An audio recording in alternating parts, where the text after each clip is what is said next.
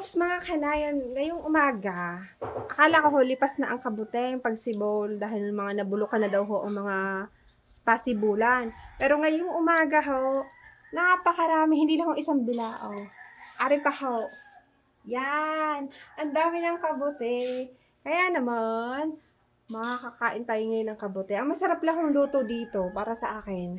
Yung hihimayin, ibababad sa tubig, tapos yung sasabawan ho ng konti, tapos ilalaga doon, lalagyan ng bawang, paminta, yun, tas asin, yung maalat-alat ho ang sabaw. Tapos, tatagalan nyo ng bahagya yung pagluto para hindi ho siya madaling mapanis. Pati nakakailay ho to pag hindi nyo niluto ng ayos. At yun, ang dami ng kabute. The best ang kabute. Naabangan ko ito taon-taon dahil once in a blue man naman ho lang ito, nasiboli. Kaya yan, ang dami ng kabuti.